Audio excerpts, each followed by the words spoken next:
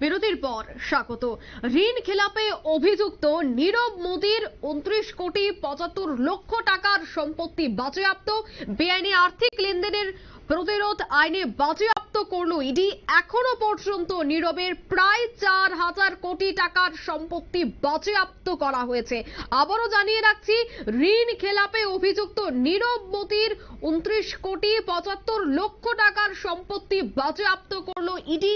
বিস্তারিত জানবো। টেলিফোন লাইনে যুক্ত হয়ে গেছে এক্সিকিউটিভ এডিটর নীল বণিক। নীল, বেআইনি আর্থিক লেনদেনের প্রতিরোধ আইনে বাজেয়াপ্ত প্রচুর পরিমাণে অর্থ ইতিমধ্যেই ইডি বিভিন্ন জায়গায় তল্লাশি শুরু করেছে।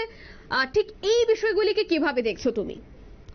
দেখো, ঋণ খেলাপির যে মামলায় অভিযুক্ত হিরে ব্যবসায়ী নীরব মোদীর মোট 29 কোটি 75 লক্ষ টাকার সম্পত্তি এই অস্থায়ীভাবে বাজেয়াপ্ত করলো তদন্তকারী সংস্থা এনফোর্সমেন্ট ডিরেক্টরেট মানে ইডি। কেন্দ্রীয় এজেন্সির মুম্বাই আঞ্চলিক দপ্তরের তরফে জানানো হয়েছে, বেআইনি আর্থিক লেনদেনের প্রতিরোধ আইন 2022 এই বিপুল পরিমাণ সম্পত্তি বাজেয়াপ্ত করা হয়েছে।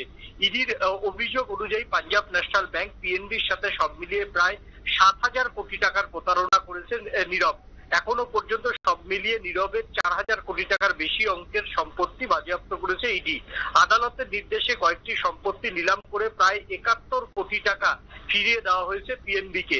বাকিগুলো নিলামের জন্য শুনানি চলছে। যদিও সেই প্রক্রিয়াতে আইনি বাধা দেওয়ার চেষ্টা চালিয়ে যাচ্ছে নীরব শিবির। প্রসঙ্গত 2018 সালে পাঞ্জাব ন্যাশনাল ব্যাংক থেকে লোন প্রতারণা মামলায় অভিযুক্ত হয়েছিল নীরব।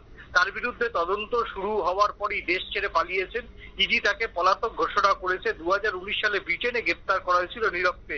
সেই থেকে তিনি লন্ডনের জেলে বন্দী। নয়াদিল্লি প্রত্যর্পণের চেষ্টা চালালেও ঋণ খেলাপি গুজরাটি ব্যবসায়ী দেশে ফিরতে নারাজ। ব্রিটেনের আদালত জানিয়েছে, মোদির বিরুদ্ধে টাকা নয়জয়ের যথেষ্ট প্রমাণ রয়েছে। তারপরেও কেন তাকে দেশে ফেরানো হচ্ছে না তা নিয়ে বিভিন্ন প্রশ্ন থাকতেই পারে। তবে এখনো পর্যন্ত 29 কোটি 75 লক্ষ টাকার যে সম্পত্তি বাজেয়াপ্ত করার হিসেবটা দেওয়া হয়েছে, তাতে দেখা যাচ্ছে যে আর মাত্র 2000 কোটি টাকার সম্পত্তি এই নীরব মোদীর হাতে রয়েছে, যেটার এখনো কুল কিনারা এখনো তদন্তের মধ্যে আনতে পারেনি তোমার হচ্ছে ইডি। এবং পিএনবি যে পাঞ্জাব ন্যাশনাল ব্যাংক, সেই পাঞ্জাব ন্যাশনাল ব্যাংকের প্রায় 80% টাকাই ফেরত দিয়ে দেওয়া যাবে বলে কিন্তু আশা প্রকাশ করছেন তদন্তকারী আধিকারিকরা। তবে নীরব মোদীকে দেশে ফেরানো নিয়ে এখনো পর্যন্ত সেইভাবে কোনো দিক এখনো পর্যন্ত কেন্দ্রের সরকার তুলে ধরতে পারেনি।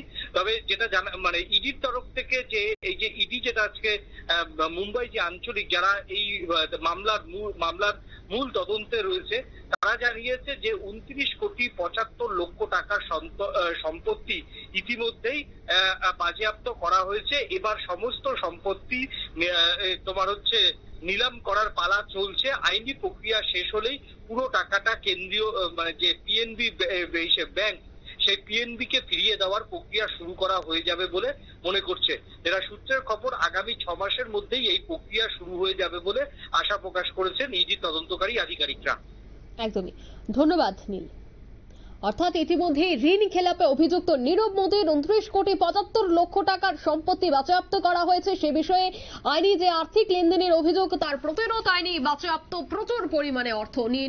এই মুহূর্তের সংবাদ এই পর্যন্তই। আমাদের পরবর্তী নিউজ এবং আপডেট দেখার জন্য অবশ্যই চোখ রাখবেন শুধুমাত্র নিউজ ভ্যানগার্ডের পর্দায়। খবরের ভাষা মানুষের প্রতিবাদ, মানুষের ভাষায় নিউজ ভ্যানগার্ড। ধন্যবাদ।